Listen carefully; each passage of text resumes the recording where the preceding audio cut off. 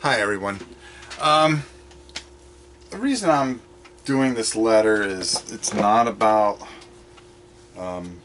trying to get people to join Patreon or anything like that. I feel like I've been a giant salesman lately and it's been kind of annoying and bothering me a bit.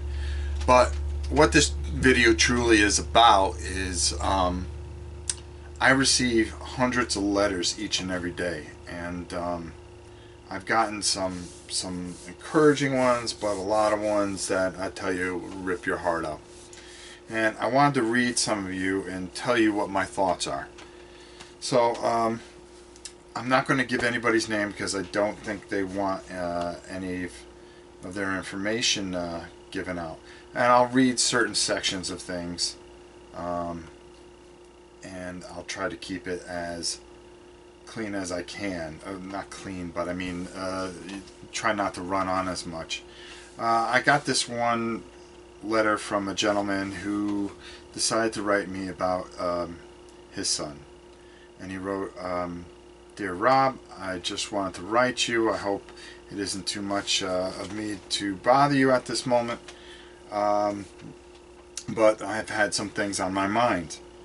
And forgive me, I have to read this from the computer. And I don't have my glasses, so bear with me.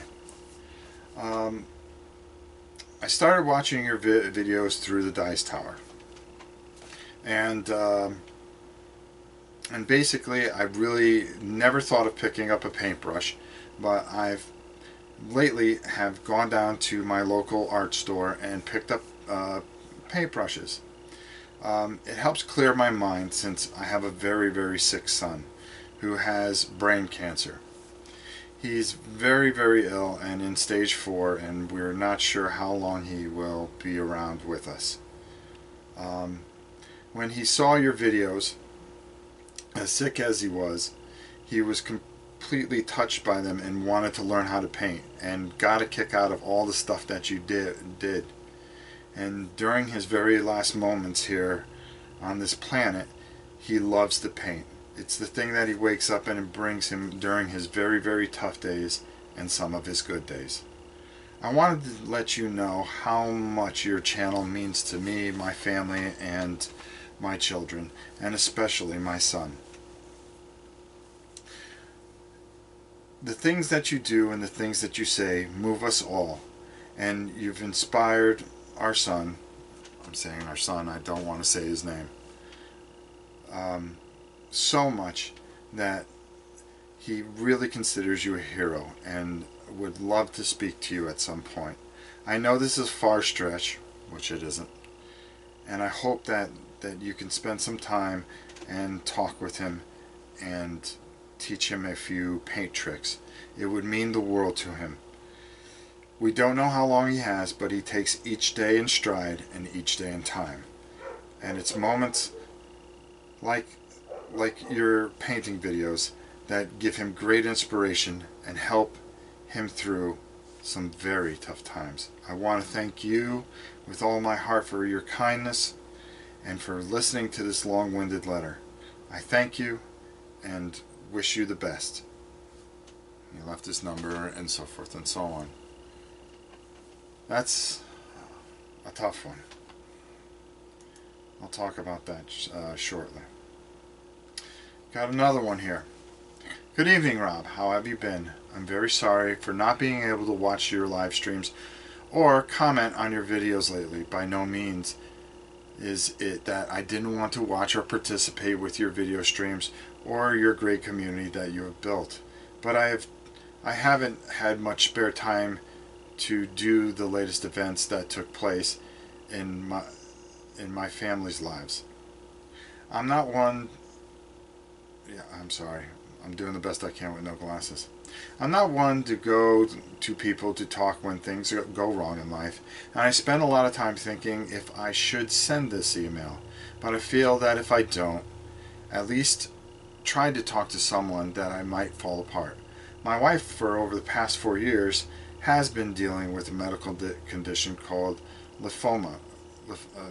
Forgive me if I'm messing that up, which causes damage to your lymph nodes. It results from a blockage in your lymph node system.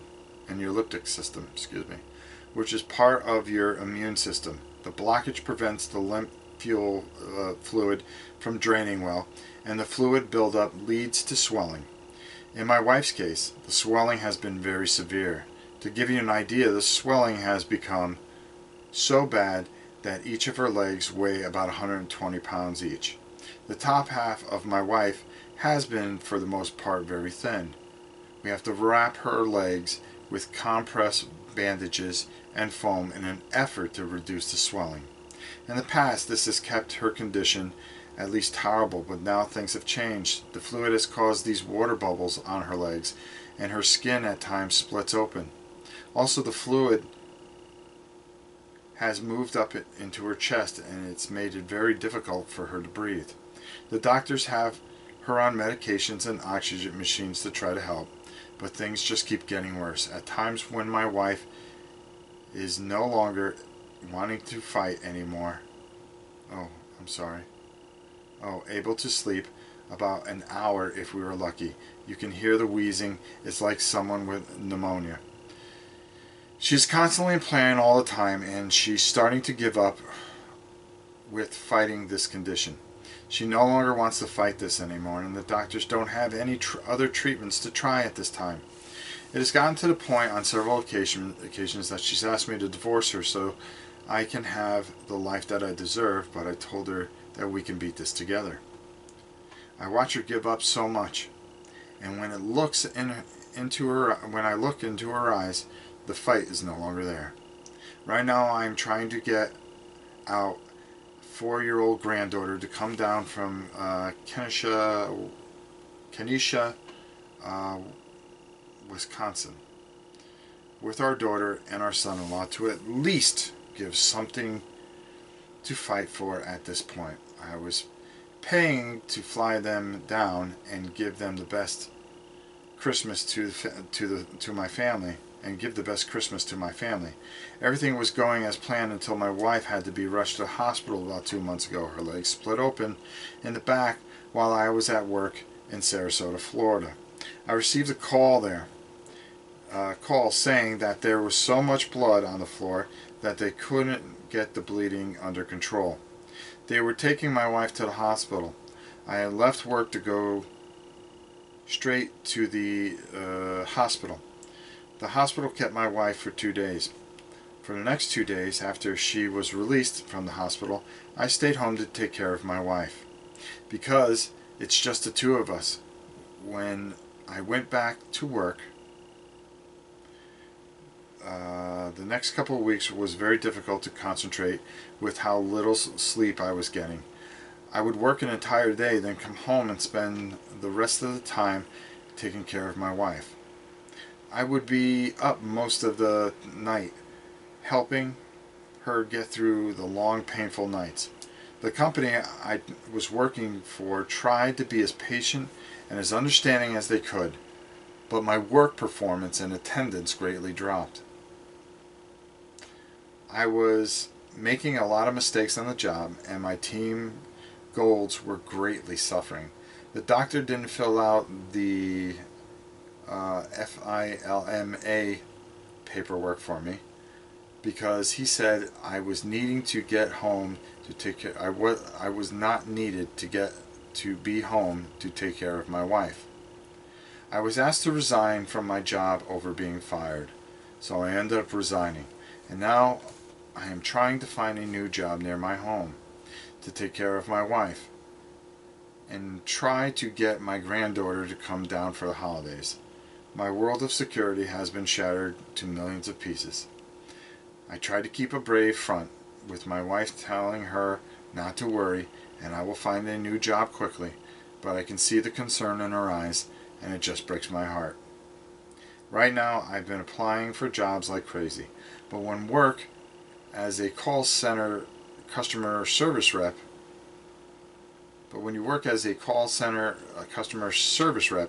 it's not an instant job to find. I've sent out over 200 resumes and hopefully get a response.